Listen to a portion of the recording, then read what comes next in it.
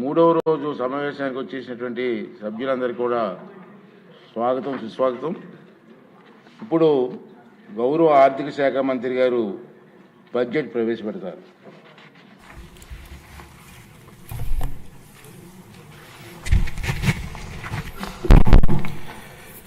గౌరవనీయులైన అధ్యక్ష, గౌరవ ముఖ్యమంత్రి వర్య, గౌరవ ఉప ముఖ్యమంత్రి వర్య మరియు గౌరవ సభ్యులారా, 2026-27 ఆర్థిక సంవత్సరానికి బడ్జెట్ ప్రతిపాదనలను ఈ గౌరవ సభ ఆమోదం కోసం ప్రవేశపెడుతున్నాను. ఈ బడ్జెట్ ఒట్టి జమా ఖర్చుల లెక్క మాత్రమే కాదు, 5 కోట్ల రాష్ట్ర ప్రజల ఆశలు ఆకాంక్షలను నెరవేర్చేందుకు ఉద్దేశించిన రోడ్ మ్యాప్ ఇది. వరుసగా మూడోసారి బడ్జెట్ సమర్పించడం నాకు దక్కిన అపూర్వమైన గౌరవం. ఈ అవకాశం ఇచ్చిన ముఖ్యమంత్రి చంద్రబాబు నాయుడు గారికి సర్వదా కృతజ్ఞుడిని. మా దృష్టిలో బడ్జెట్ అంటే కేవలం పద్దుల ప్రకటన కాదు, ఇది అంకెలకు అతీతం.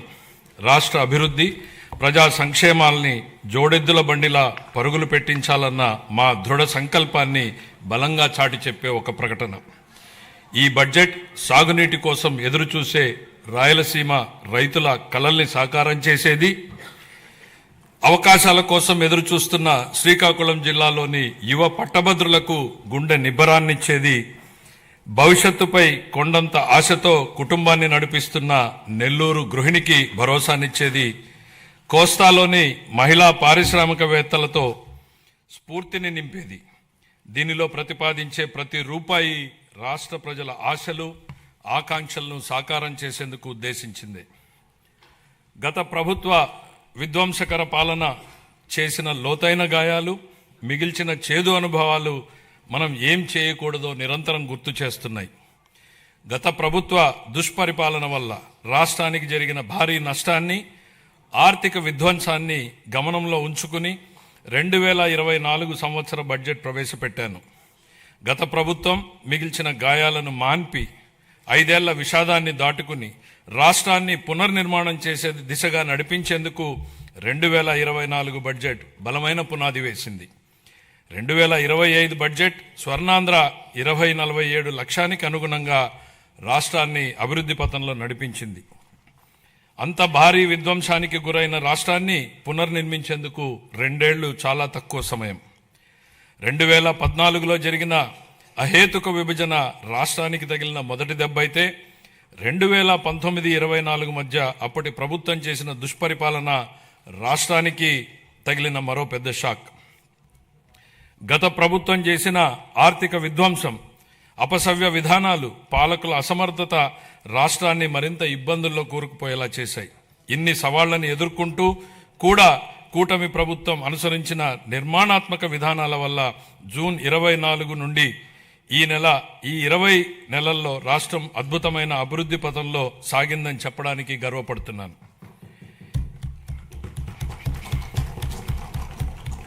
ఇప్పటి వరకు మనం ఏం సాధించాం, ఇప్పుడు ఎక్కడున్నాం, ఇంకా చేయాల్సిందేంటి అన్న అంశాల్ని కూలంకషంగా ముదింపు చేసుకుని ఈ బడ్జెట్ని రూపొందించాం. అటు ఉత్తరాంధ్ర నుంచి ఇటు రాయలసీమ వరకు ప్రజల జీవితాల్లో గొప్ప మార్పు తేవడం ఈ బడ్జెట్ ఉద్దేశం. మా లక్ష్యం కేవలం కాగితాలపై కనిపించే వృద్ధి లెక్కలు కానే కాదు, అభివృద్ధి సంక్షేమ ఫలాల్ని క్షేత్రస్థాయిలో ప్రజలకు అందేలా చేసి వారి జీవితాల్లో వెలుగులు చూడాలన్నదే మా తపన. విధ్వంసం నుంచి వికాసం దాకా 24 జూన్ నుండి ఇప్పటిదాకా సాగిన అభివృద్ధి ప్రయాణం నిజంగా అద్భుతం. 24-25లో అధికారంలోకి వచ్చిన మొదటి సంవత్సరంలోనే ఆర్థిక వ్యవస్థను మళ్లీ గాడిలో పెట్టాం. 19-24 మధ్య 10.3% పడిపోయిన ఆర్థిక వృద్ధి రేటుని 24-25లో 11.75% పెంచాం. 25-26లో ఎదురైన అనేక భౌగోళిక ఆర్థిక అనిశ్చితులను సృష్టించిన ప్రతికూల ప్రభావాల వల్ల ప్రపంచ ఆర్థిక వ్యవస్థ ఆటుపోట్లను ఎదుర్కొంది. కానీ భారత్ మాత్రం స్థిరంగా నిలబడింది. జమ్మూ కాశ్మీర్లో అమాయకులైన పర్యాటకుల్ని పొట్టన పెట్టుకున్న ఉగ్రవాద మూకలకు ఆపరేషన్ సింధూర్ పేరుతో భారత ప్రభుత్వం గట్టి జవాబునిచ్చింది. ఉగ్రవాదం, భౌగోళిక రాజకీయ అనిశ్చితులు, సుంకాల యుద్ధంతో తలెత్తిన ఉద్రిక్తతలకు భారత్ చలించదని ప్రధాని నరేంద్ర మోడీ నాయకత్వం ప్రపంచానికి బలమైన సందేశం ఇచ్చింది. భారతదేశానికి ఆయన నాయకత్వం భారత్ను శక్తివంతంగా తీర్చిదిద్దింది, ఆత్మవిశ్వాసంతో తలెత్తుకునేలా చేసింది. ఆయన ఈరోజు భారత ప్రపంచ వేదికపై సగర్వంగా తలెత్తుకునేలా చేశారు. కాబట్టే భారత్ కి బులంద్ పెహచాన్ హై మోడీ అని యావత్ జాతి మొత్తం మోడీ నాయకత్వాన్ని అండగా నిలబడింది. భారత్ ఎట్టి పరిస్థితుల్లోనూ ప్రజల ప్రయోజనాల విషయంలో రాజీ పడబోదని ప్రపంచానికి అర్థమైంది. ప్రపంచంలో అనేక అస్థిర పరిస్థితులు ఉన్నప్పటికీ ప్రధాని నరేంద్ర మోడీ గారి నాయకత్వంలో భారత్ 8% వృద్ధి రేటును సాధించి సత్తా చాటింది. భారతదేశంతో పాటు ఆంధ్రప్రదేశ్ కూడా ప్రపంచ వేదికపై వెలుగు లీనుతోంది. విశాఖపట్నంలో ఏఐ డేటా సెంటర్ ఏర్పాటు చేయాలన్న గ్లోబల్ ఐటీ దిగ్గజం గూగుల్ నిర్ణయం ఒక్కసారి ప్రపంచ దేశాలన్నీ ఆంధ్రప్రదేశ్ వైపు తలెత్తి చూసేలా చేశాయి. దాన్ని బాహుబలి ఒప్పందంగా పేర్కొనవచ్చు. ప్రపంచ పెట్టుబడులకు గమ్యస్థానం ఆంధ్రప్రదేశ్ అని ఆ ఒప్పందం రుజువు చేసింది. గౌరవ ముఖ్యమంత్రి చంద్రబాబు నాయుడు గారి సమర్థ నాయకత్వం, మరి యువ నాయకుడు గౌరవ మంత్రివర్యులు శ్రీ నారా లోకేష్ గారి విశేష కృషి వలన ఇది సాధ్యమైంది. ఇంతేకాదు, రాష్ట్రంలో పెట్టుబడులు వస్తున్నాయి, ప్రభుత్వంపై నమ్మకం పెరిగింది అంటే అది గౌరవ ముఖ్యమంత్రి గారి దార్శనికత పాలన మరియు గౌరవ ఉప ముఖ్యమంత్రి శ్రీ పవన్ కళ్యాణ్ గారి విశ్వసనీయ భాగస్వామ్యం వల్లనే సాధ్యమైంది.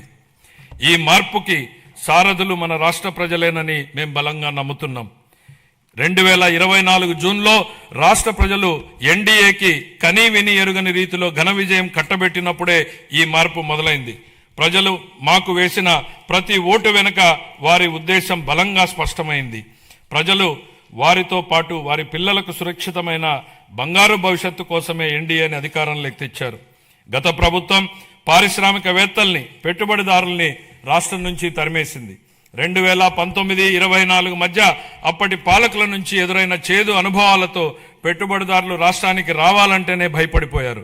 పెట్టుబడులు రాకపోవడం, ఉన్న పరిశ్రమలనే మూసివేయడంతో నిరుద్యోగం తాండవించింది.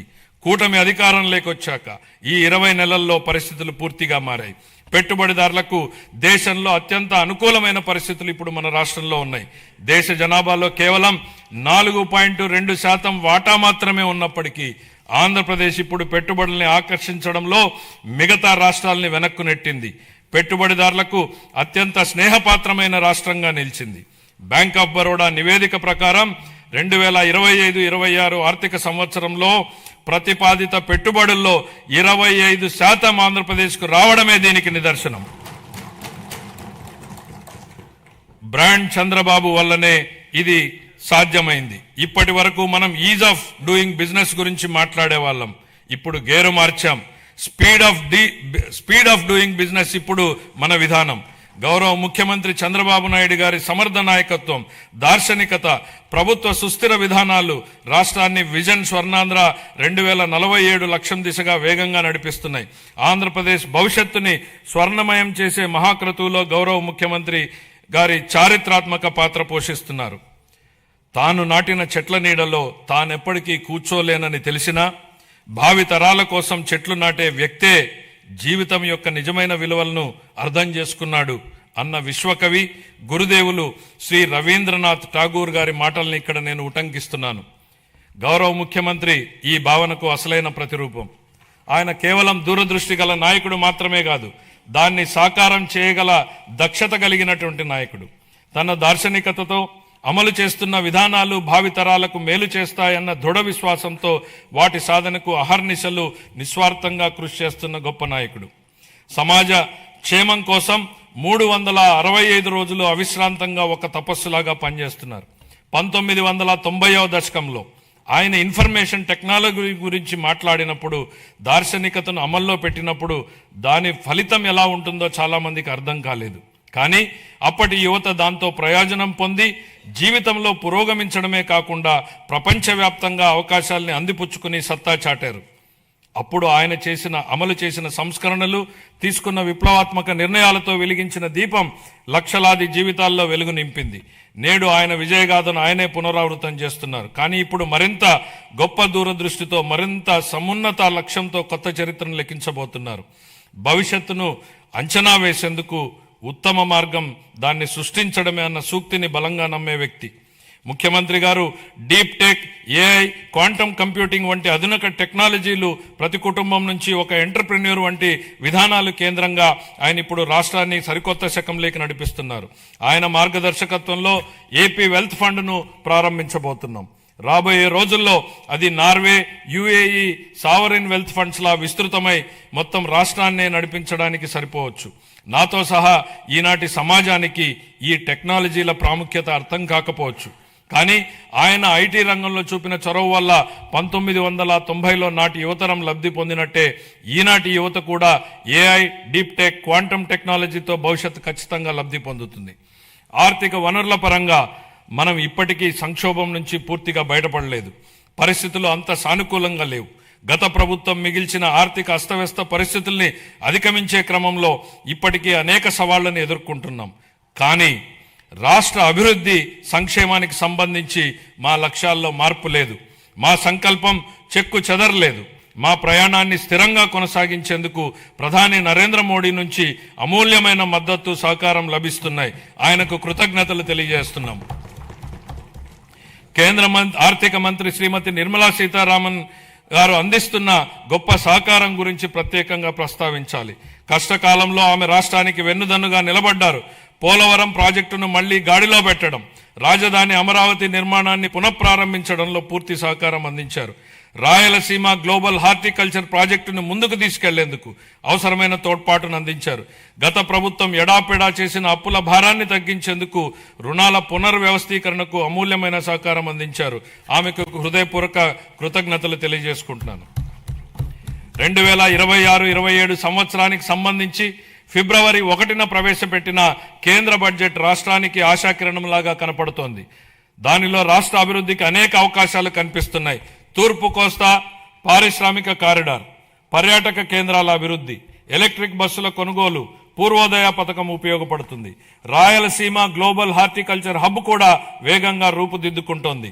కేంద్ర బడ్జెట్లో కొత్తగా ప్రకటించిన రేర్ ఎర్త్ కారిడార్లు, డేటా సెంటర్లు, ప్రాంతీయ medical hub, national institute of pharmaceutical education and research, seaplane manufacturing, container manufacturing, ప్రతి జిల్లాలో బాలికల హాస్టళ్ల వంటి అంశాల నుంచి రాష్ట్రానికి గరిష్ట ప్రయోజనాలు పొందేందుకు అవకాశం ఉంది. ప్రపంచవ్యాప్తంగా ఇప్పుడు ప్రభుత్వ రంగ ప్రాజెక్టుల్ని పీపీపీ ఛాలెంజ్ విధానాల్లో చేపట్టే ట్రెండ్ నడుస్తోంది. అది ప్రభుత్వ రంగ సంస్థల నైపుణ్యాలను, సామర్థ్యాలను పెంచేందుకు దోహదం చేస్తుంది. పీపీపీ విధానంలో ప్రైవేటు రంగానికి ఉన్న అనుభవంతో ప్రభుత్వ ప్రాజెక్టుల్ని మరింత మెరుగ్గా అమలు చేయగలం. ప్రాజెక్టు వ్యయాన్ని నిర్ణయించడంలో పారదర్శకతకు, పోటీతత్వాన్ని పెంచేందుకు ఛాలెంజ్ విధానం దోహదం చేస్తుంది. కేంద్ర ప్రభుత్వం బడ్జెట్లో చాలా ప్రాజెక్టుల్ని ఛాలెంజ్ విధానంలో ప్రకటించడంతో ఆంధ్రప్రదేశ్కు కొత్త అవకాశాలకు ద్వారాలు తెరిచినట్టయింది. ఛాలెంజ్ మోడల్లో ప్రాజెక్టులు చేపట్టేందుకు రాష్ట్రం పూర్తి సంసిద్ధంగా ఉంది. ఇతర రాష్ట్రాలతో పోటీపడి chemical park, mega textile park, city economic reasons, university township వంటి ప్రాజెక్టుల్ని సాధించుకోగలమన్న విశ్వాసం మాకుంది. సిటీ ఎకనామిక్ రీజన్స్ ప్రాజెక్టులో పోటీ పడేందుకు విశాఖపట్నం ఎకనామిక్ రీజన్ ప్లాన్ను ఇప్పటికే సిద్ధం చేశాం. విజన్ స్వర్ణాంధ్ర 2047 అమలుకి, ప్రాంతీయ ఆకాంక్షల్ని నెరవేర్చేందుకు, సమ్మిళిత అభివృద్ధి సాధించేందుకు మా ప్రభుత్వ ప్రాంతీయ అభివృద్ధి విధానాన్ని అవలంబిస్తోంది. విశాఖపట్నం, అమరావతి, తిరుపతి రీజన్లను రాష్ట్రానికి కీలకమైన గ్రోత్ ఇంజన్లుగా గుర్తించింది. నీతి ఆయోగ్తో కలిసి Visakhapatnam economic reason economic master plan ని తయారు చేశాం. శ్రీకాకుళం, పార్వతీపురం, మన్యం, విజయనగరం, విశాఖపట్నం, అల్లూరి సీతారామరాజు, అనకాపల్లి, పోలవరం, కాకినాడ, తూర్పుగోదావరి, డాక్టర్ బిఆర్ అంబేద్కర్ కోనసీమ జిల్లాలు దీని పరిధిలోకి వస్తాయి. దీనిలో మొత్తం 7 గ్రోత్ డ్రైవర్లు ఉన్నాయి. మ్యానుఫ్యాక్చరింగ్, సర్వీసెస్, మౌలిక వసతులు, పట్టణీకరణ, వ్యవసాయ రంగాల్లో 41 హై ఇంపాక్ట్ ప్రాజెక్టులు ఏర్పాటైతాయి. వాటికి అవసరమైన నిధుల్ని కేంద్ర ప్రభుత్వం, ప్రైవేటు రంగాల నుంచి సమకూర్చుకుంటాం. మెట్రో రైలు ప్రాజెక్టులతో సహా ఈ విశాఖ ఎకనామిక్ రీజన్ కి సంబంధించి సుమారు 28,000 కోట్ల రూపాయలతో ప్రాజెక్టులు ప్రతిపాదనలు సమర్పిస్తున్నాం. విశాఖ ఎకనామిక్ రీజన్ తరహాలోనే ఎన్టీఆర్, కృష్ణా, ఏలూరు, గుంటూరు, పశ్చిమ గోదావరి, ప్రకాశం, పల్నాడు, బాపట్ల, మార్కాపురం జిల్లాలతో అమరావతి ఎకనామిక్ రీజన్ ని అభివృద్ధి చేస్తాం. ఈ ప్రాంత సమగ్ర అభివృద్ధికి దోహదం చేసే వనరులు, గ్రోత్ ఇంజన్లు, బలాల్ని గుర్తించేందుకు శాస్త్రీయ పద్ధతుల్లో సామాజిక ఆర్థిక అధ్యయనం నిర్వహిస్తాం. సూక్ష్మ సేద్యం ప్రాధాన్యతను గుర్తించి 1990లోనే ఆ కాన్సెప్ట్ ని తీసుకొచ్చినటువంటి మొదటి ముఖ్యమంత్రి గౌరవ చంద్రబాబు నాయుడు గారు. ఇప్పుడు ఆయన రాయలసీమ రీజన్ ను గ్లోబల్ హార్టికల్చర్ హబ్ గా మార్చి అక్కడ రైతుల జీవితాల్లో సమూల మార్పులు తెచ్చేందుకు కంకణం కట్టుకున్నారు. రాయలసీమ ఇంటిగ్రేటెడ్ డెవలప్మెంట్ ప్లాన్ సిద్ధం చేయించారు. అందులో భాగంగా 2030 నాటికి ఉద్యాన పంటల విస్తీర్ణాన్ని 8.41 లక్షల హెక్టార్ల నుండి 14.41 లక్షల హెక్టార్లకు పెంచబోతున్నాం. సాగునీరు, సూక్ష్మ సేద్యం ప్రాజెక్టుల ద్వారా నీటి ఎద్దడి అన్నదే లేకుండా చేస్తాం. ప్రపంచ మార్కెట్లతో అనుసంధానానికి రోడ్స్ కనెక్టివిటీ పెంచుతాం. అనంతపురము, అన్నమయ్య, చిత్తూరు, కర్నూలు, నంద్యాల, ప్రకాశం, మార్కాపురం, సత్యసాయి, తిరుపతి, వైఎస్ఆర్ కడప జిల్లాల్లోని 303 మండలాల పరిధిలో 200 పైగా హార్టికల్చర్ క్లస్టర్లని ఏర్పాటు చేయడం జరుగుతుంది. ఇందులో product perfection, forward and backward integration, మొత్తం వాల్యూ చైన్ లో ప్రపంచవ్యాప్తంగా ఉన్న అత్యుత్తమ విధానాల్ని అమలు చేయడం వంటి ప్రణాళికలో భాగం. ఈ ప్రాజెక్టు వల్ల ఉత్పాదకత గణనీయంగా పెరుగుతుంది. ఉద్యాన ఉత్పత్తులకు మంచి ధర లభిస్తుంది. లక్షల మంది రైతులకు లబ్ధి చేకూరుతుంది. వ్యవసాయేతర రంగాల్లో ప్రత్యక్షంగా 9 లక్షల ఉద్యోగాలు లభిస్తాయి. రాయలసీమపై వెనుకబడిన ప్రాంతం అన్న ముద్ర తొలగిపోతుంది. రాయలసీమ పేరు చెప్తే మిగులు అన్న మాట తప్ప కొరత అన్న మాట వినపడదు. ఈ ప్రాజెక్టుకు సంబంధించి 30,000 కోట్ల రూపాయలతో ప్రతిపాదనల్ని సమర్పిస్తున్నాం. అప్పుల గురించి మాట్లాడుతున్న ప్రతిపక్ష మిత్రులకి ఒక విషయం గుర్తు చేయదలుచుకుంటున్నాను. మాకు 9,74 లక్షల కోట్ల రూపాయలని అప్పు మిగిల్చి వెళ్ళింది మీ ప్రభుత్వమే. మీరు చేసినటువంటి అప్పులు తీర్చడానికి మేము మళ్ళీ అప్పులు చేయాల్సినటువంటి పరిస్థితి తలెత్తింది. కానీ ఈరోజు మేము అప్పుగా తెస్తున్న ప్రతి రూపాయి ఉత్పాదకత వ్యయంలోకే వెళ్తోంది. అది రైతులు, మహిళలు, విద్యార్థులు, వృద్ధుల చేతుల్లోకి వెళ్తోంది. గత ప్రభుత్వ నిర్వాకాల వల్ల సకాలంలో జీతాలు కూడా ఇవ్వలేని దుస్థితి నుండి ఇప్పుడు మా ప్రభుత్వం సమర్థ పాలనా విధానాలతో ఆర్థిక సుస్థిరత దిశగా అడుగులు వేస్తోంది. ఖర్చులు తగ్గించుకొని, వనరులు పెంచుకొని ఆర్థిక స్థిరత్వం దిశగా ప్రయాణం చేస్తోంది. సంక్షోభంలో ఉన్న రాష్ట్రాన్ని ఆకాంక్షల సాకారం దిశగా నడిపిస్తున్నాం. మా అభివృద్ధి వ్యూహంలో అత్యంత కీలకమైనటువంటిది సాగునీటి రంగానికి బడ్జెట్ అధిక ప్రాధాన్యతనిస్తోంది. మనం నిల్వ చేసే ప్రతి నీటి బొట్టు, పునరుద్ధరించే ప్రతి కాలువ, సాగునీరు అందించే ప్రతి ఎకరం ప్రజల జీవితాల్ని మారుస్తాయని బలంగా విశ్వసించే ప్రభుత్వం మాది.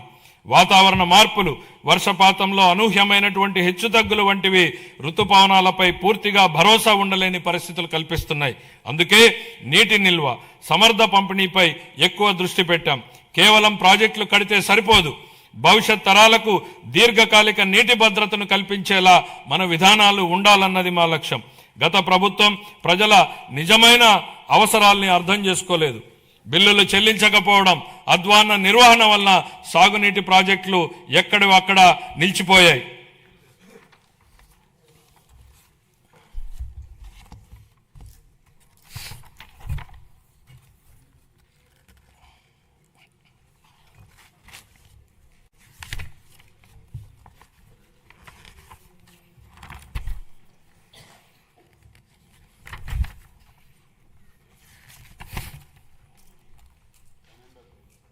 అంటే ప్రింట్ మారింది, కాపీ సడన్గా అందులో ఫిగర్స్ వచ్చింది. సంకల్పం ఉన్న చోట సాధనకు మార్గం ఉంటుంది. 2 తెలుగు రాష్ట్రాల సాగునీటి వ్యవస్థలపై సమగ్ర అవగాహన కలిగిన గౌరవ ముఖ్యమంత్రి గారు మన రాష్ట్రానికి లభించడం మన అదృష్టం. పట్టిసీమ వంటి పథకాలను ఆయన సక్రమంగా ప్రణాళిక చేసి అమలు చేయడం ద్వారా రాష్ట్రంలోని పలు ప్రాంతాలకు జలభద్రతను కల్పించారు. అదేవిధంగా హెచ్ఎన్ఎస్ఎస్ ప్రాజెక్టును కేవలం 100 రోజుల్లో ప్రారంభించి వేగంగా పూర్తి చేసి రైతులకు నీరందించేలా చేయడంలో ఆయన సంకల్ప బలం కీలక పాత్రను పోషించింది. హంద్రీనీవా ద్వారా తొలిసారిగా 45 టీఎంసీల కృష్ణా జలాలను విజయవంతంగా ఎత్తిపోతల చేసి రాయలసీమలో నీటి లభ్యతను గణనీయంగా మెరుగుపరిచాం. పోలవరం ప్రాజెక్టు విషయంలో పెండింగ్ ఉన్న 5,000 కోట్ల రూపాయల బిల్లుల్ని చెల్లించి పనులను వేగవంతం చేశాం.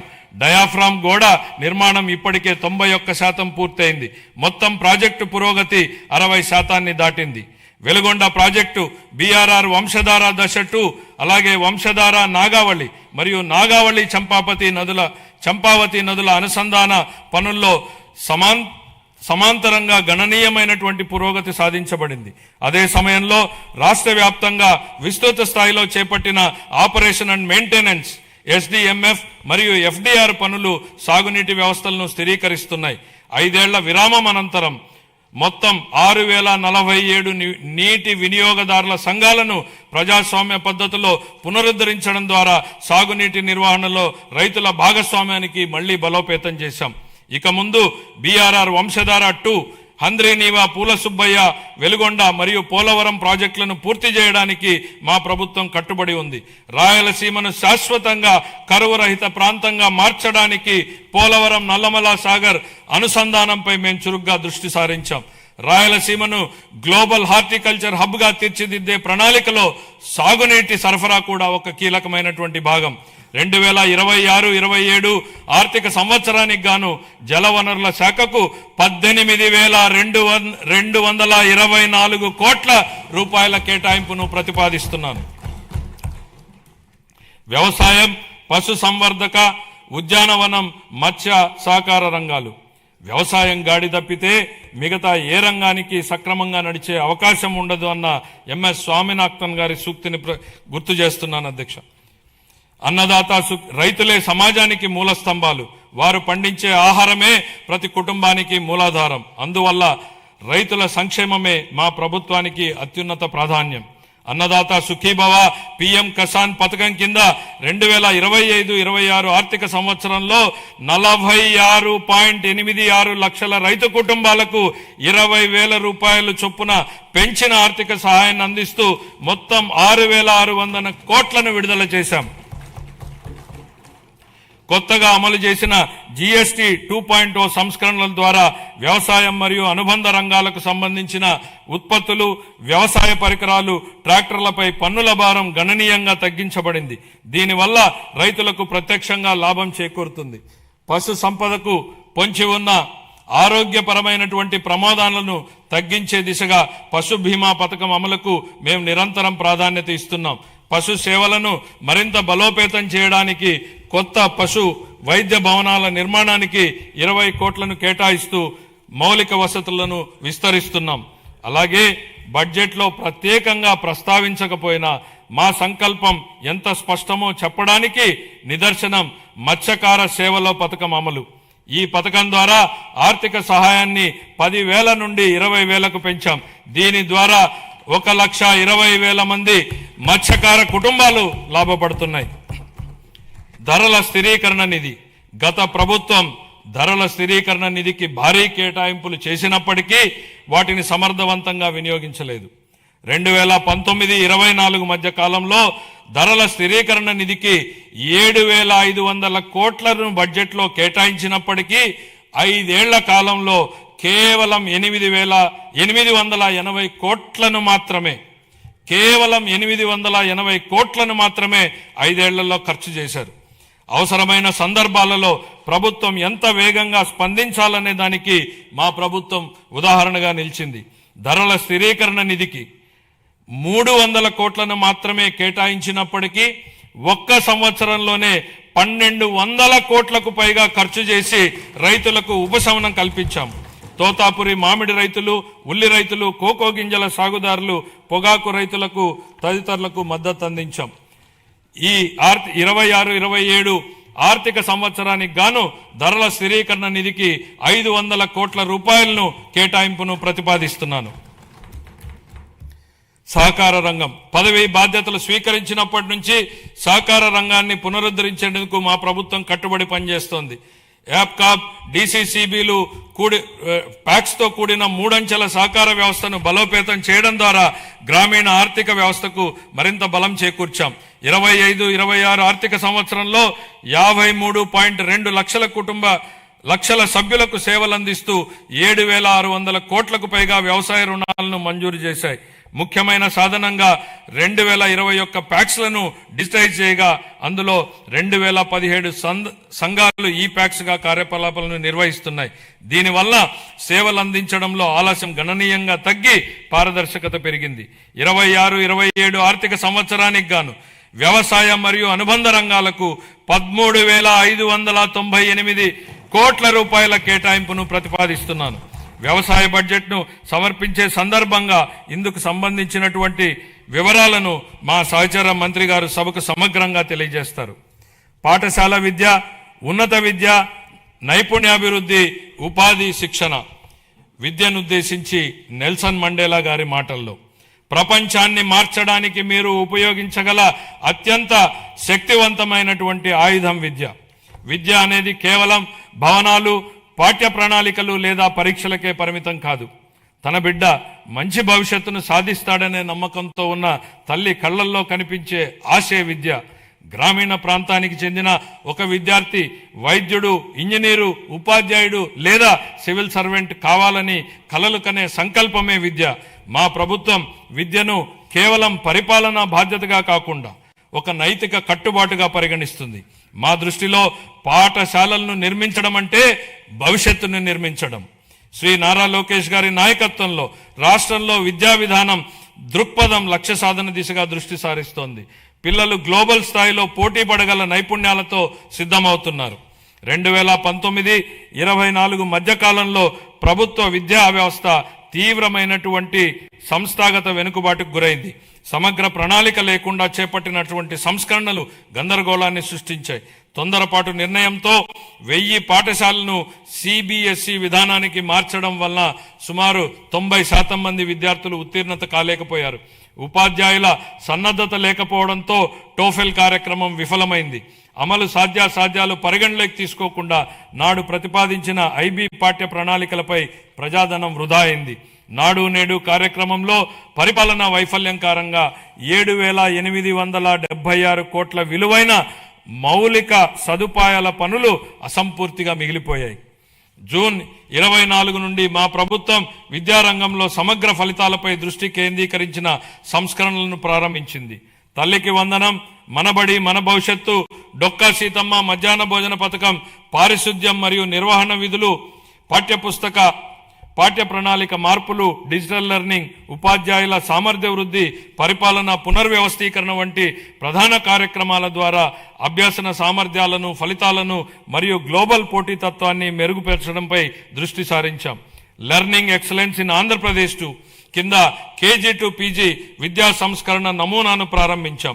సూపర్ 6 కార్యక్రమంలో భాగంగా 25-26లో ప్రవేశపెట్టిన తల్లికి వందనం పథకం క్రింద ప్రతి విద్యార్థికి సంవత్సరానికి 15,000 రూపాయల చొప్పున అందజేసి 67.27 లక్షల మంది విద్యార్థులకు లాభం చేకూర్చడం జరిగింది. పరిపాలనా పారదర్శకతను, మెగా పేరెంట్ టీచర్ సమావేశాలు, పాఠశాల స్టార్ రేటింగ్ వ్యవస్థ, సమాజ భాగస్వామ్యం ద్వారా బలోపేతం చేశాం. అనేక సంవత్సరాలుగా వేలాది ఉపాధ్యాయ పోస్టులు ఖాళీగా ఉండేవి. మెగా డిఎస్సి 25 ద్వారా నోటిఫై చేసిన 16,347 పోస్టుల్లో 15,941 ఉపాధ్యాయ పోస్టులను విజయవంతంగా భర్తీ చేశాం. ఉపాధి గౌరవం మరియు అవకాశాలను సృష్టించినప్పుడే వృద్ధికి అర్థం ఉంటుంది. భవిష్యత్ ఉపాధి అవసరాలకు అనుగుణంగా సమగ్ర నైపుణ్యాభివృద్ధి వ్యవస్థను రూపొందిస్తున్నాం. విద్యా పరిశ్రమలు మరియు అభివృద్ధి చెందుతున్న సాంకేతిక రంగాల మధ్య సమన్వయంపై దృష్టి సారించాం. ప్రత్యక్ష అనుభవాల్ని కల్పించేందుకు అన్ని ప్రభుత్వ ఐటీఐలు 167 పరిశ్రమల భాగస్వామ్యంతో అవగాహన ఒప్పందాలు కుదుర్చుకున్నాయి. ఈ ఆర్థిక సంవత్సరంలో 9,188 మంది శిక్షణార్థులు పరిశ్రమల్లో ప్రత్యక్ష శిక్షణ పొందగా ప్రభుత్వ ఐటీఐ విద్యార్థుల్లో 98% మందికి నియామకాలు లేదా అప్రెంటిస్ అవకాశాలు పొందారు.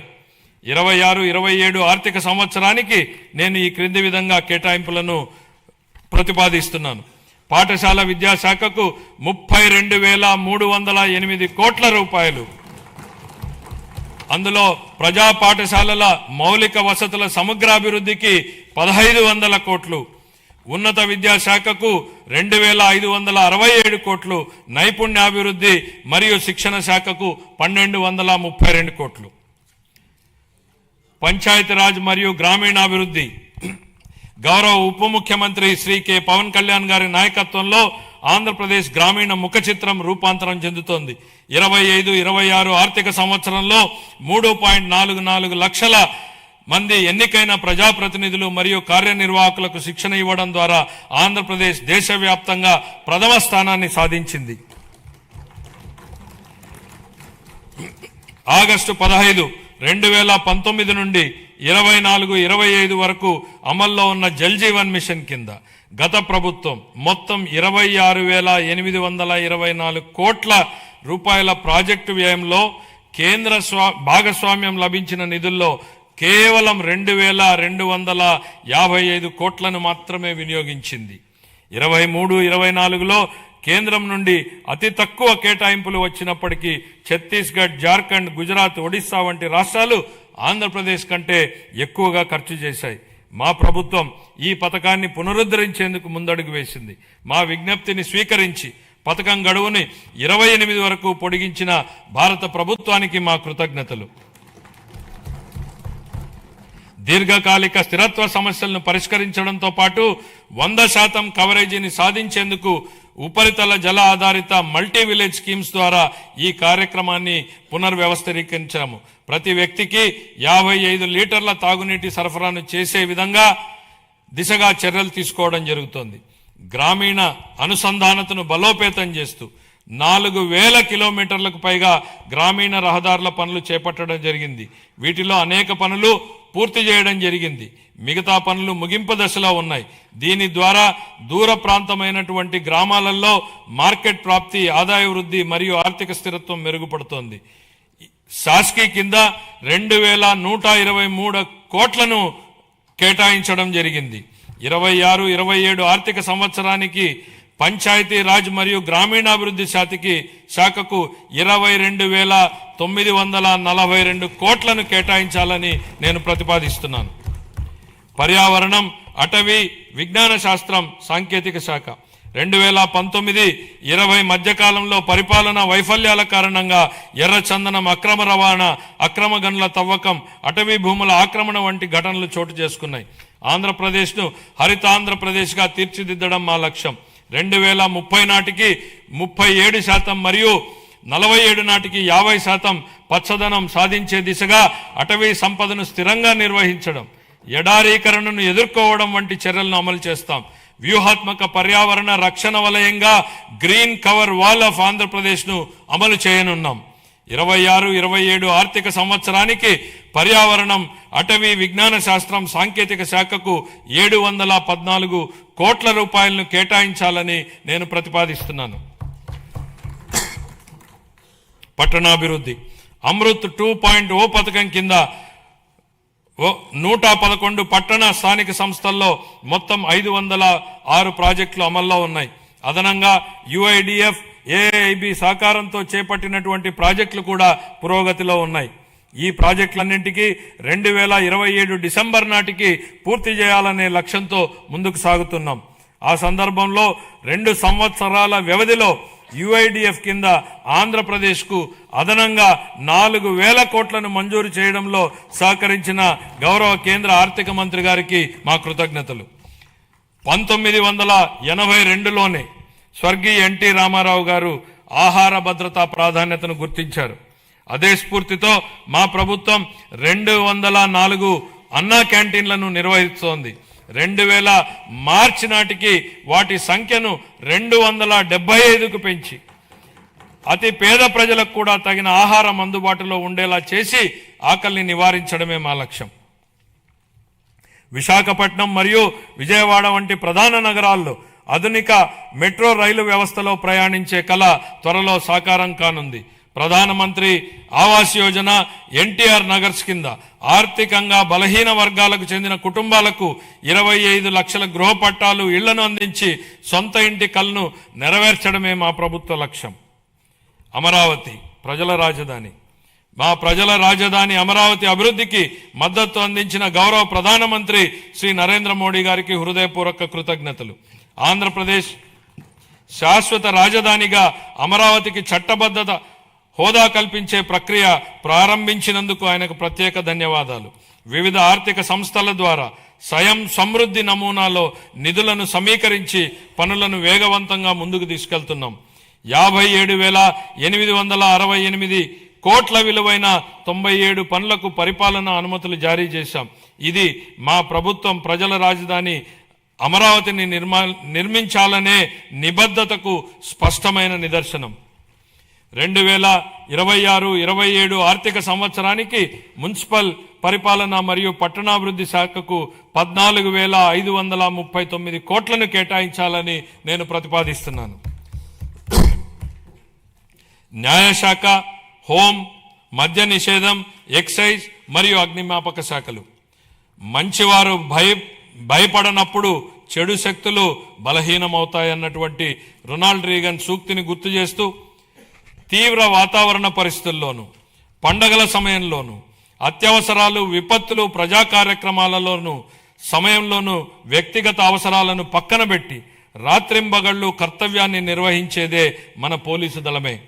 కాకి యూనిఫామ్ గౌరవం మరియు హుందాతనాన్ని భుజాన మోస్తూ ఏదైనా ఆపదొస్తే మొట్టమొదటగా స్పందించేది వారే. వారి సేవాభావం, త్యాగస్ఫూర్తిని మా ప్రభుత్వం అత్యంత గౌరవంగా భావిస్తుంది. గత పాలనలో దెబ్బతిన్న పోలీసు వ్యవస్థ గౌరవాన్ని పునరుద్ధరించేందుకు మా ప్రభుత్వం కట్టుబడి ఉంది. గౌరవ ముఖ్యమంత్రి గారి హామీ మేరకు శాంతి భద్రతల యంత్రాంగాన్ని సమూలంగా మార్చడానికి ఈ క్రింది ఆధునీకరణ మరియు సంక్షేమ చర్యలు తీసుకుంటున్నాం. పోలీసు శాఖకు 3,000 కొత్త వాహనాలను త్వరలో అందించనున్నాం. డిజిటల్ అరెస్టులు, ఆన్లైన్ మోసాల వంటి ఆధునిక నేరాలను ఎదుర్కొనేందుకు ప్రతి జిల్లాలో ప్రత్యేక సైబర్ పోలీస్ స్టేషన్ను ఏర్పాటు చేస్తున్నాం. స్మార్ట్ పోలీసింగ్ ల్యాబ్ల స్థాపన, కృత్రిమ మేధస్సు ఆధారిత ప్రాజెక్టులు, ఆధునిక కమ్యూనికేషన్ భద్రతా పరికరాలు, సీసీటీవీ మరియు డ్రోన్ వినియోగంలో సాంకేతికంగా దృఢమైన పోలీసు వ్యవస్థని నిర్మిస్తున్నాం. కొత్త ఏపీ పోలీస్ అకాడమీ స్థాపన కోసం 94 ఎకరాలు కేటాయించాం. నిర్మాణ పనుల ప్రారంభానికి ఈ సంవత్సరంలో 15 కోట్ల రూపాయల కేటాయింపును ప్రతిపాదిస్తున్నాను. శ్రీకాకుళం, రాజమండ్రి, ప్రకాశం, చిత్తూరు జిల్లాల్లో 4 కొత్త ఇండియా రిజర్వ్ ఏపీఎస్పీ బెటాలియన్లను ప్రారంభించి 3,920 పోస్టులను మంజూరు చేశాం. పౌర పోలీసు నిష్పత్తిని మెరుగుపరిచేందుకు 5,757 స్టైఫండరీ కేడెట్ ట్రైనీ కానిస్టేబుళ్లను నియమించాం. శిక్షణ సమయంలో వారికి ఆర్థిక మద్దతుగా నెలవారీ భత్యాన్ని 4,500 నుండి 12,000 వరకు 3 రెట్లు పెంచినట్లు గౌరవ ముఖ్యమంత్రి గారు ప్రకటించారు. అమలు చేయడం జరుగుతోంది. పోలీసు సిబ్బందికి బకాయి ఉన్న టీఏడీఏలు, సెలవు సంబంధిత బకాయిలు, వైద్య రీయింబర్స్మెంట్లు తదితర చెల్లింపుల కోసం దాదాపు 500 కోట్లను విడుదల చేశాం. పోలీస్ కానిస్టేబుల్ నుంచి డీజీపీ వరకు 20 లక్షల నుండి 45 లక్షల వరకు ఉచిత బీమా కవరేజీ కల్పించే గ్రూప్ పర్సనల్ యాక్సిడెంట్ ఇన్సూరెన్స్ పథకాన్ని పునరుద్ధరించాం.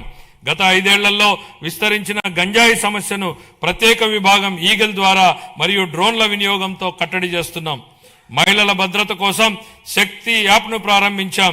దీని ద్వారా 7 నిమిషాల్లో స్పందన లభిస్తుంది మరియు వేధింపులకు పాల్పడే వారిపై కఠిన చర్యలు తీసుకుంటాం. జిల్లా న్యాయ వ్యవస్థ కోసం కోర్టు భవనాలు మరియు నివాస గృహాల నిర్మాణాన్ని విస్తృతంగా చేపట్టాం. న్యాయ వ్యవస్థకు 349 కోట్ల విలువైన పనులను మంజూరు చేశాం. 26-27 తొలి దశలో 100 కొత్త కోట్లను ఆమోదించాం. పునర్వ్యవస్థీకరించిన ఎక్సైజ్ విధానంతో మద్యం రంగంలో లీకేజీలను పూర్తిగా నివారించాం.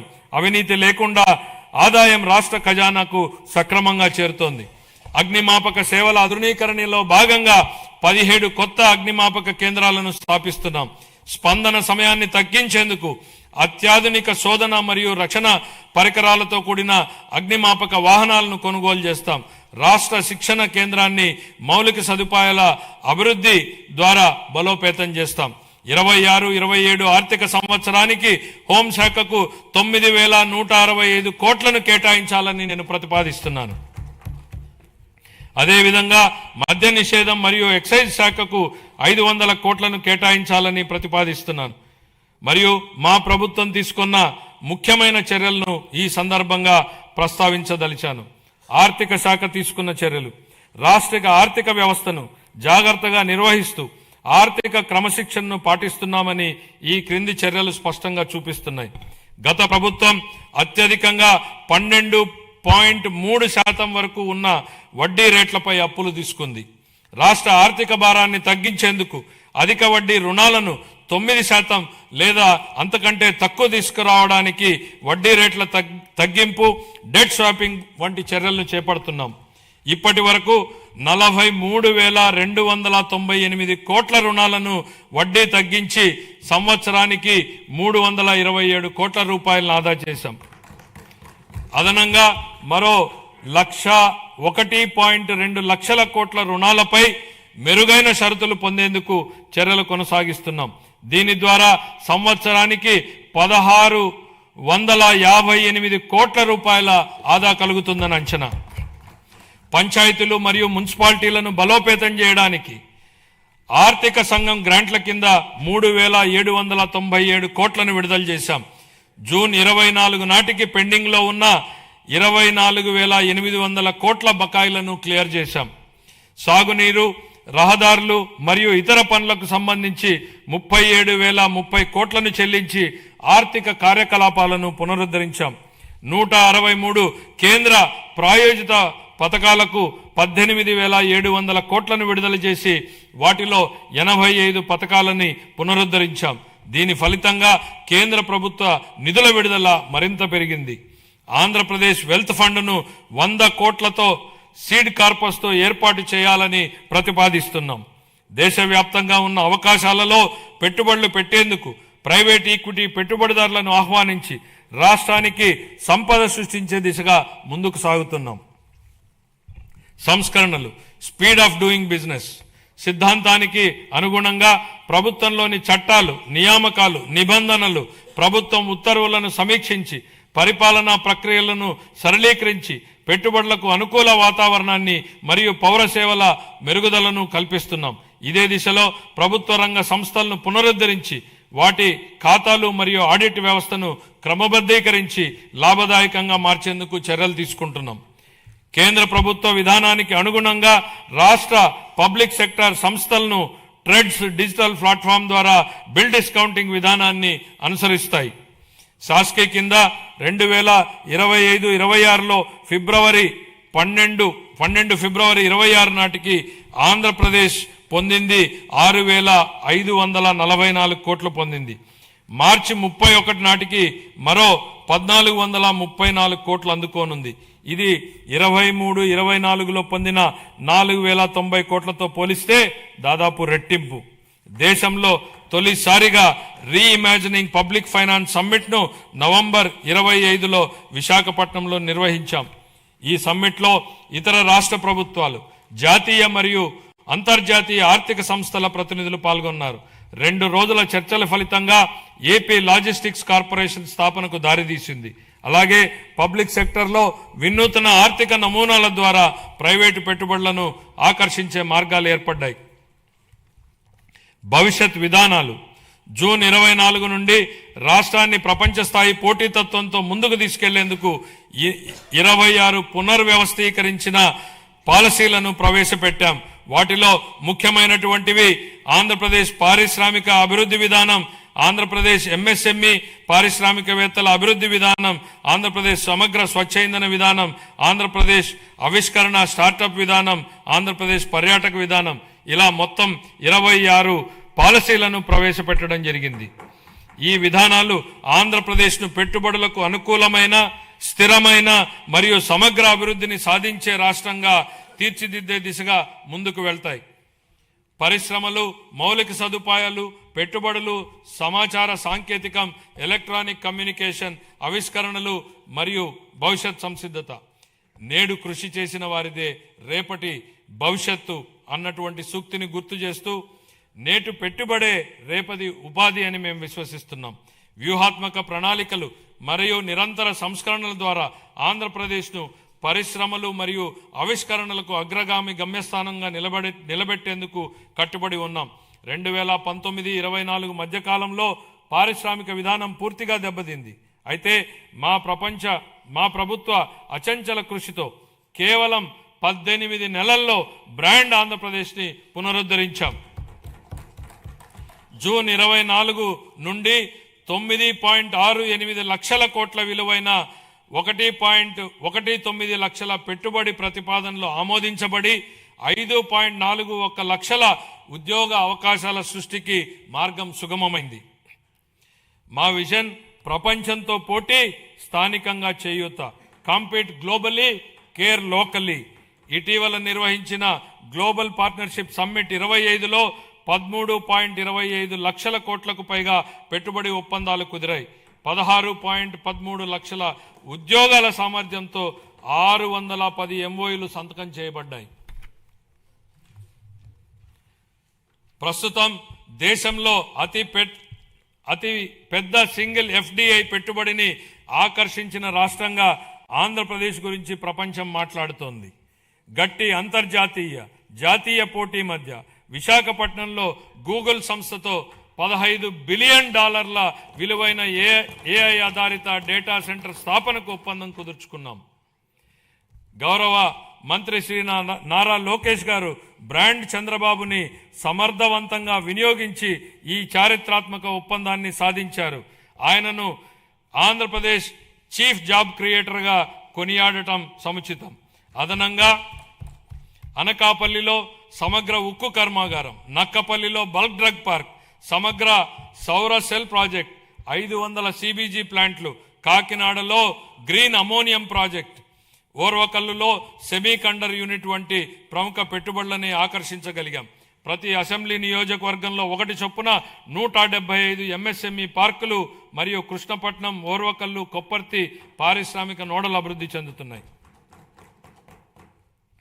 రామాయపట్నం 75%, మూలపేట 65%, మచిలీపట్నం 50%, కాకినాడ SEZ పోర్టు 32% వంటి కొత్త పోర్టులు ప్రాజెక్టులు వేగంగా పురోగమిస్తున్నాయి.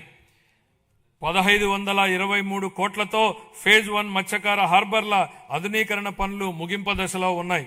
అలాగే సాగర్మాల 2.0 సహకారంతో ఫేజ్ 2 హార్బర్లను EPC పద్ధతిలో పునః టెండర్ చేసి సకాలంలో పూర్తి చేయడానికి చర్యలు చేపట్టాం. భోగాపురం గ్రీన్ఫీల్డ్ విమానాశ్రయాన్ని అల్లూరి సీతారామరాజు అంతర్జాతీయ విమానాశ్రయంగా మార్చబడింది. ఇది 97% పూర్తి అయ్యింది. కర్నూలు జిల్లాలో ఓర్వకల్లో 300 ఎకరాల్లో దేశంలో తొలి సమగ్ర డ్రోన్ సిటీని అభివృద్ధి చేస్తున్నాం. రతన్ టాటా ఇన్నోవేషన్ హబ్ను రాష్ట్ర ప్రధాన నవకల్పనల వేదిక స్థాపించబడింది. అమరావతి క్వాంటమ్ వ్యాలీ మరియు క్వాంటమ్ కంప్యూటింగ్ సెంటర్ స్థాపన ద్వారా ఆంధ్రప్రదేశ్ డీప్ టెక్ రంగంలో అగ్రగామిగా నిలుస్తోంది. 1990లో IT విప్లవం ద్వారా లాభపడిన తరానికి పోలికగా నేటి యువత రేపటి సాంకేతిక విప్లవాల ద్వారా లాభపడనున్నారు. 36 పైగా శాఖలు, 139 డేటాబేస్ల సమగ్ర సమన్వయంతో ఏపీ స్టేట్ డేటా లేక్ ద్వారా డేటా ఆధారిత పరిపాలనను బలోపేతం చేశాం. మనమిత్ర వాట్సాప్ సేవలను 150 నుండి 900కు పైగా పెంచి పౌరులకు వేగవంతమైన సేవలు అందిస్తున్నాం. దీని ద్వారా పౌరుల ప్రభుత్వ కార్యకలాపాలు భౌతిక సందర్శన గణనీయంగా తగ్గడమే కాకుండా నిర్ధారించిన సమయంలో పౌర సేవలను పొందగలుగుతున్నాం. 1 ఏప్రిల్ 26 నుండి చేనేత కార్మికులకు నెలకు 200 యూనిట్లు, పవర్లూమ్ కార్మికులకు 500 యూనిట్ల వరకు ఉచిత విద్యుత్ అందించనున్నాం. దీనివల్ల 1,00,000కు పైగా కుటుంబాలు లాభపడతాయి. పరిశ్రమలు, వాణిజ్య శాఖకు 3,000 161 కోట్లు, మౌలిక సదుపాయాలు పెట్టుబడుల శాఖకు 1283 కోట్లు, సమాచార సాంకేతికం కమ్యూనికేషన్ శాఖకు 536 కోట్లను ప్రతిపాదిస్తున్నాను. పౌర సరఫరాల శాఖ దీపం 2.0 కింద 1.8 కోట్ల మహిళలకు సంవత్సరానికి 3 ఉచిత ఎల్పిజి సిలిండర్లను అందిస్తూ 2897 కోట్లను వారి ఖాతాల్లో జమ చేశాం. ధాన్యం కొనుగోళ్లలో దేశానికే ఆదర్శంగా నిలిచాం. 12 ఫిబ్రవరి 26 నాటికి 8.54 లక్షల రైతు ఖాతాల్లో 10,580 కోట్ల రూపాయలు జమ అయ్యాయి. ఒకే రోజులో అంటే 24 గంటల్లోనే రికార్డు స్థాయిలో 99,740 కోట్ల నగదు వారి ఖాతాల్లోకి జమ చేయడం జరిగింది. అందులో 55% మొత్తాన్ని 8 గంటల్లో చెల్లించడం మా వేగం పారదర్శానికి నిదర్శనం. 26-27 ఆర్థిక సంవత్సరానికి పౌర సరఫరాల శాఖకు 3,821 కోట్ల రూపాయలను కేటాయింపును ప్రతిపాదిస్తున్నాను. సామాజిక సంక్షేమం, గిరిజన, బీసీ, మైనారిటీల సంక్షేమం. అభివృద్ధి అంటే కేవలం భవనాలు కాదు, గౌరవప్రదమైన జీవనమే అసలైన అభివృద్ధి. గౌరవ ముఖ్యమంత్రి గారి హృదయానికి అత్యంత సన్నిహితమైన అంశం సంక్షేమం. సంక్షేమం అనేది కేవలం దాతృత్వం కాదని, అది సమానత్వం, గౌరవం మరియు సామాజిక న్యాయం పట్ల ప్రభుత్వానికి ఉన్న అంకిత భావం అని ఆయన బలంగా నమ్ముతారు. సంక్షేమ కార్యక్రమాలను స్వర్ణాంధ్ర 2047 లక్ష్యాలతో అనుసంధానిస్తూ విద్య, ఆదాయ భద్రత మరియు ఆత్మగౌరవమే కేంద్ర బిందువుగా ఆయన పాలన సాగిస్తున్నారు. ఎన్టీఆర్ భరోసా పెన్షన్ల పంపిణీ. రాష్ట్ర సంక్షేమ చరిత్రలో ఎన్టీఆర్ భరోసా పెన్షన్లు ఒక మైలురాయి. లక్షలాది కుటుంబాలకు పెద్ద కొడుకులా గౌరవ ముఖ్యమంత్రి గారు స్వయంగా లబ్ధిదారుల ఇళ్లకు వెళ్లి పెన్షన్లను అందజేస్తూ వారికి భరోసాను కల్పిస్తున్నారు. దేశంలో మరెక్కడా లేని విధంగా డీబీటీ ద్వారా 4,000 నుండి 15,000 రూపాయల వరకు పెన్షన్లను అందిస్తున్న ఏకైక రాష్ట్రం ఆంధ్రప్రదేశ్. గత 19 నెలల్లో 58,000 కోట్ల కంటే ఎక్కువ విలువైన పెన్షన్లను లబ్ధిదారులకు పంపిణీ చేయడం జరిగింది. ఆర్థిక ఒత్తిడి ఉన్నప్పటికీ సూపర్ 6ను విజయవంతంగా అమలు చేశాం. ఎస్సీ, ఎస్టీ, బీసీ, ఈడబ్ల్యూఎస్, మైనారిటీలకు fee reimbursement, post matric scholarship, auto డ్రైవర్ల సేవలో, మత్స్యకారుల సేవలో ఉచిత విద్యుత్ వంటి పథకాలను అమలు చేస్తున్నాం. జూన్ 24 నుండి ఇప్పటి వరకు చేపట్టిన 743 సంక్షేమ హాస్టళ్ల మరమ్మతులు మరియు రెసిడెన్షియల్ పాఠశాలల పునరుద్ధరణలో పిల్లల పట్ల మా ప్రభుత్వం చూపే శ్రద్ధ స్పష్టంగా కనపడుతుంది. పిల్లలు చదువుకోవడానికి స్వచ్ఛమైన తాగునీరు, టీవీ, రియల్ టైం పర్యవేక్షణలు కల్పించి వారి ఆరోగ్యం మరియు భద్రతా వ్యవస్థలను మెరుగుపరుస్తున్నాము. వీరికి మరింత సౌకర్యాల కల్పన కోసం హాస్టళ్లు మరియు రెసిడెన్షియల్ పాఠశాలల కోసం నేను 300 కోట్లు కేటాయించాలని ప్రతిపాదిస్తున్నాను. 25-26 మధ్యకాలంలో వివిధ పథకాల ద్వారా మైనారిటీ సంక్షేమం కోసం మేము 3,766 కోట్ల రూపాయలను ఖర్చు చేశాం.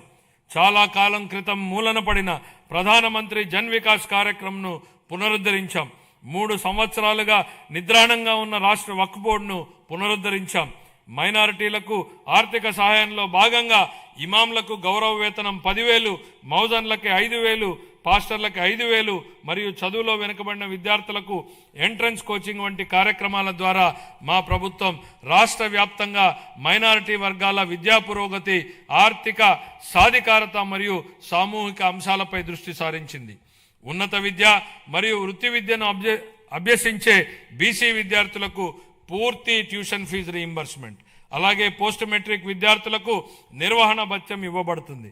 కల్లుగీతు కార్మికులకు మద్యం దుకాణాలలో 10% రిజర్వేషన్లు కల్పించాం. నాయి బ్రాహ్మణుల సెలూన్లకు ఉచిత విద్యుత్తును నెలకు 200 యూనిట్లకు పెంచాం. వడ్డెర కులస్తులకు మైనింగ్ లీజులో 15% రిజర్వేషన్లు మరియు సీనరేజ్ ఛార్జీలపై 50% సబ్సిడీని కల్పించాం.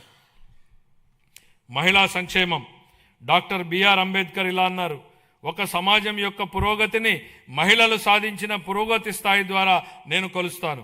స్వర్గీయ ఎన్టీ రామారావు గారు మహిళలకు ఆస్తిలో హక్కు సమాన వాటా కల్పించగా మా ప్రభుత్వం ఉద్యోగాలు మరియు విద్యా సంస్థల్లో మహిళలకు 33% రిజర్వేషన్లను అమలు చేసింది.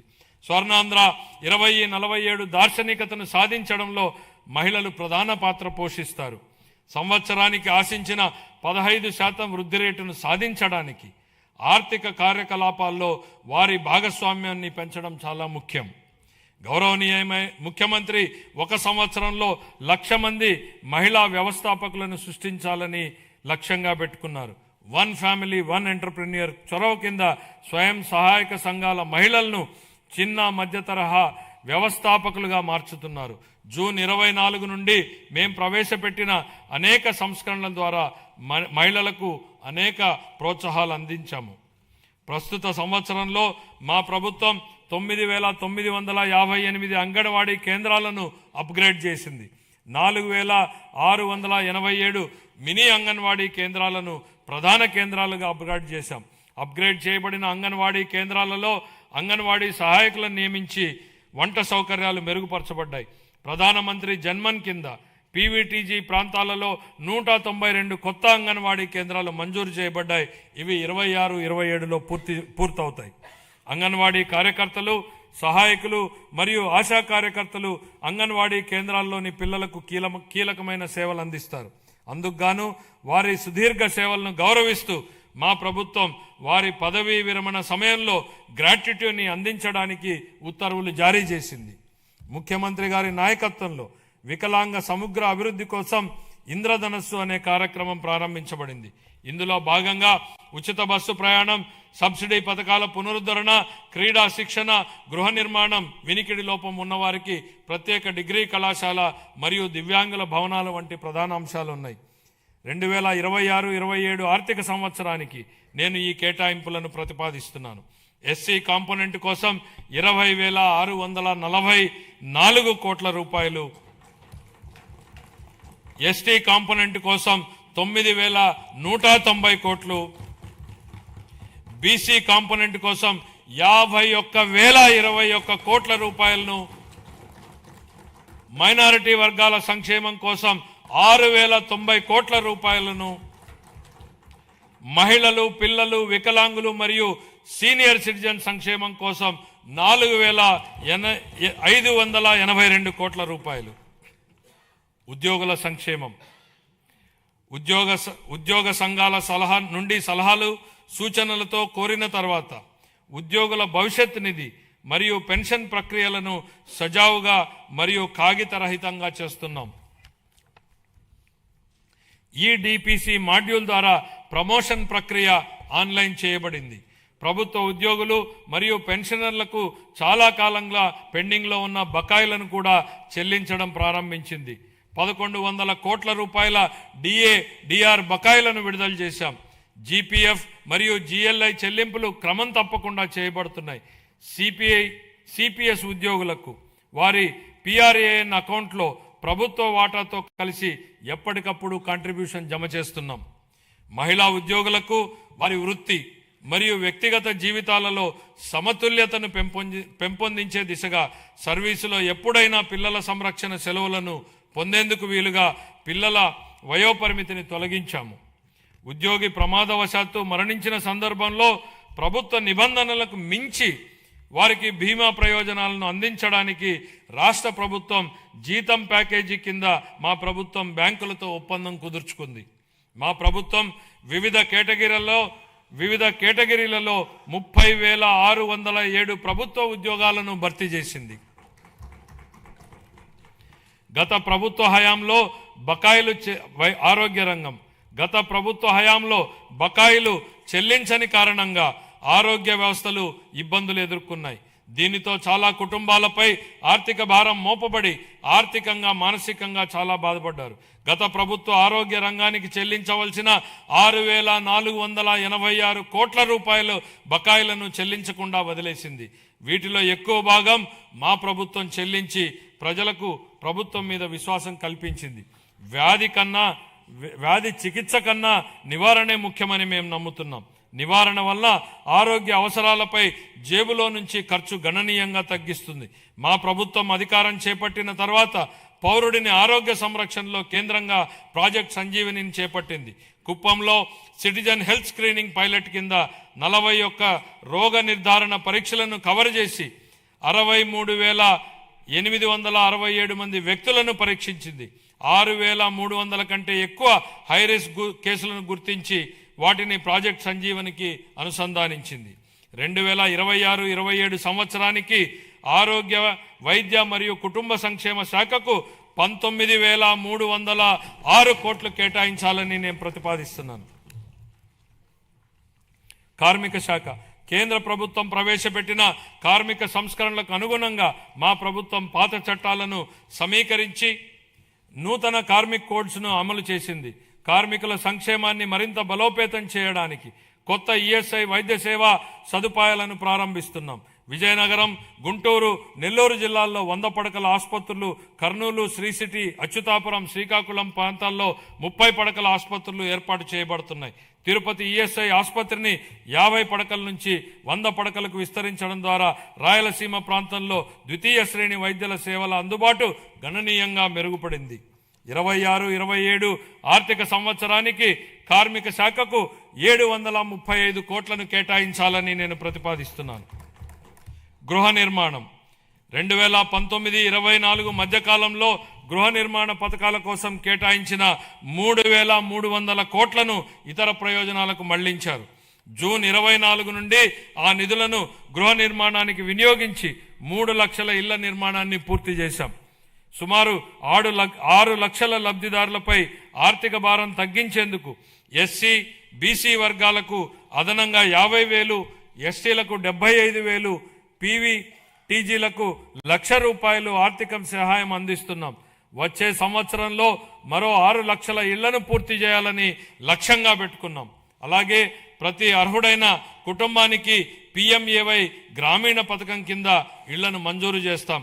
26-27 ఆర్థిక సంవత్సరానికి గృహ నిర్మాణ శాఖకు 6,357 కోట్ల రూపాయల కేటాయింపును ప్రతిపాదిస్తున్నాను. ఎనర్జీ ఆధునిక అభివృద్ధికి ఎనర్జీ ప్రాణాధారం. ఎనర్జీ భద్రత అంటే ఆర్థిక భద్రత. వ్యవసాయం, పరిశ్రమలు, సేవా రంగం, విద్య, ఆరోగ్యం ప్రతి రంగం విశ్వసనీయమైన అందుబాటు ధరల్లో ఉన్న విద్యుత్పై ఆధారపడి ఉంటుంది. గత పాలనలో PPAలను అస్తవ్యస్తంగా రద్దు చేయడం వల్ల అధిక ధరల విద్యుత్ కొనుగోలు చేయాల్సి వచ్చింది. ట్రూ అప్ ఛార్జీల రూపంలో ప్రజలపై భారంగా మారింది. మా ప్రభుత్వం సరైన విద్యుత్ కొనుగోలు విధానాలు, స్వీయ ఉత్పత్తి పెంపు ద్వారా ఈ రంగాన్ని స్థిరీకరించింది. ఫలితంగా టారిఫ్ సవరణలు చేసి లబ్ధిని వినియోగదారులకు అందించగలిగాం.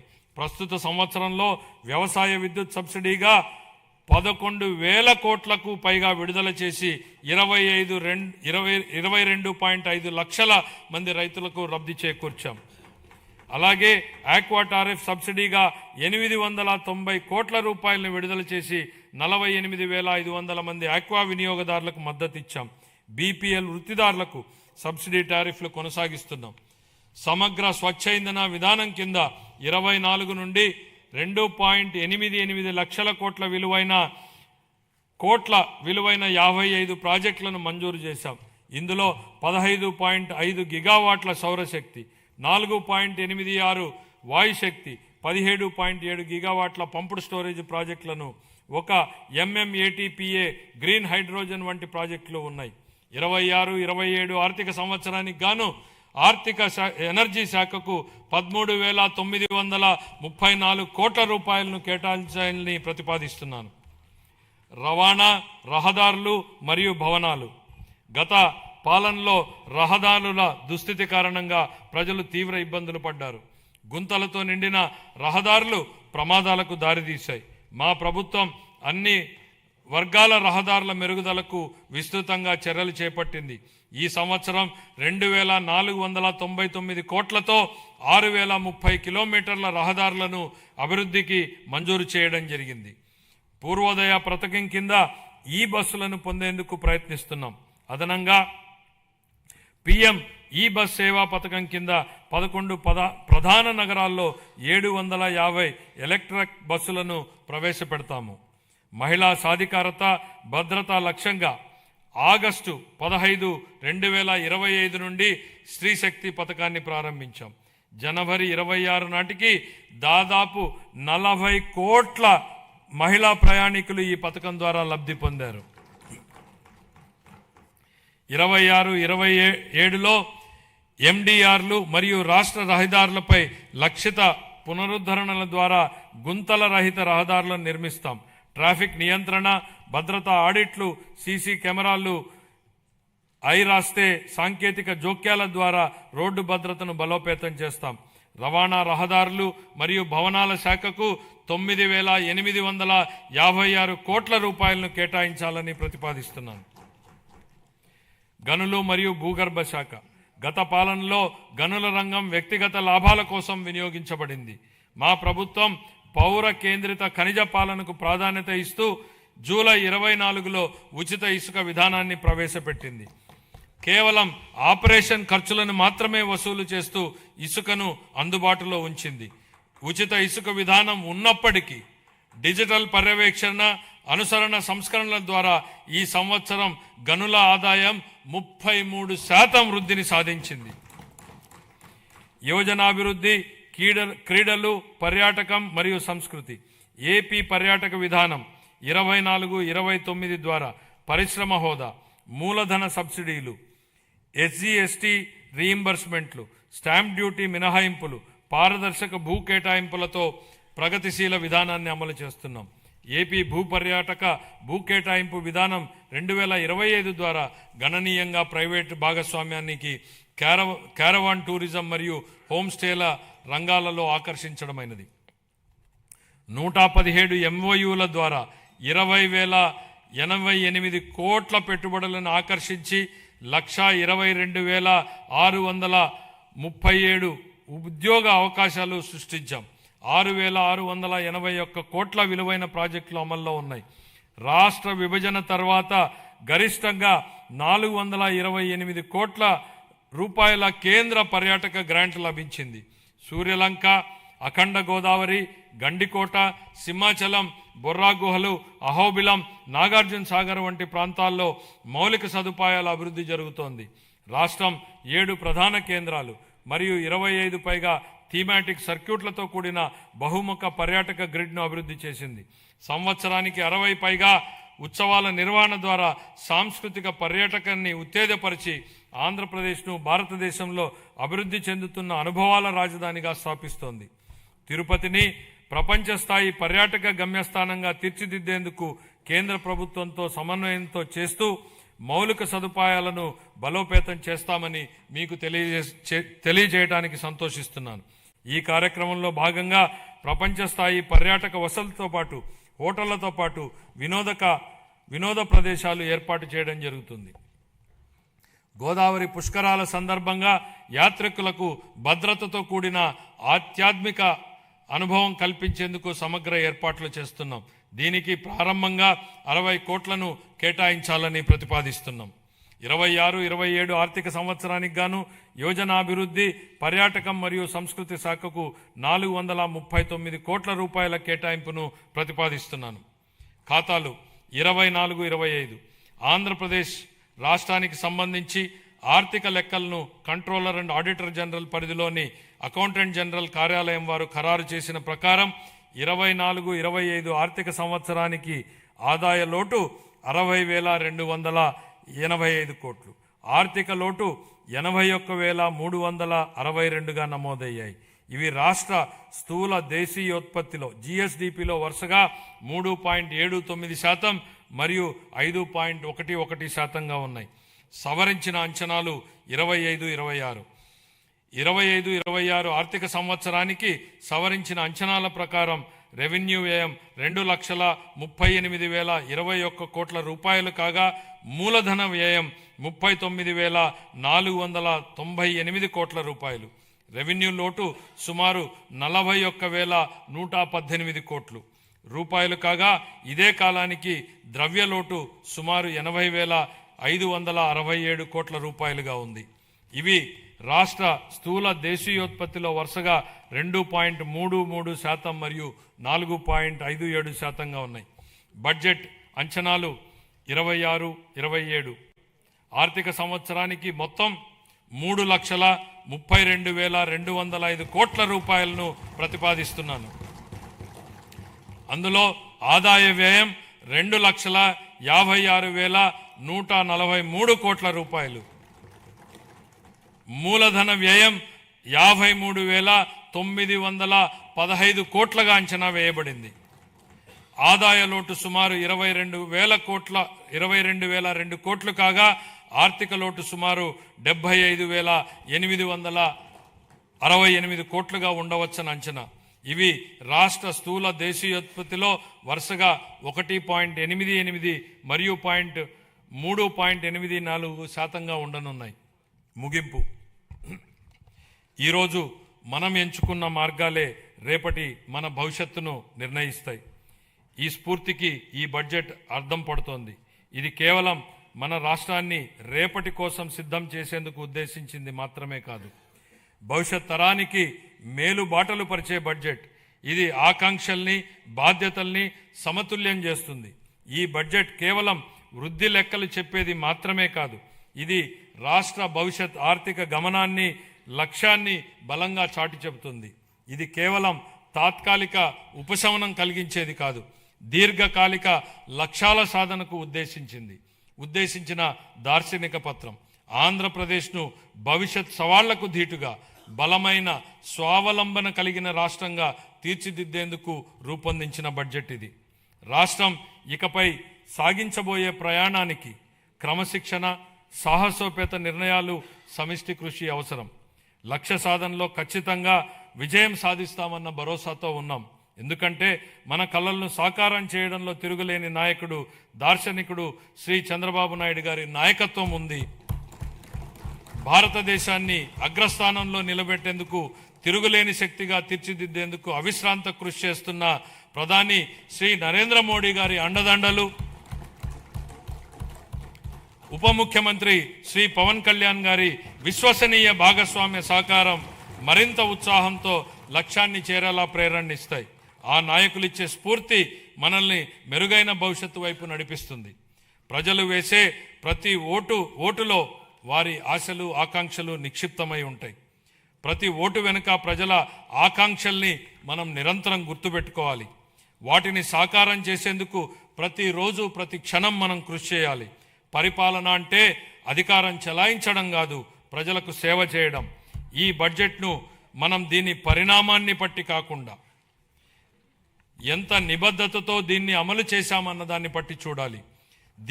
దీనిలో చేసిన ప్రకటనల్ని బట్టి కాకుండా అవి ప్రజల జీవితాలపై ఎలాంటి ప్రభావాన్ని చూపాయన్న దాన్ని బట్టి గుర్తుపెట్టుకోవాలి.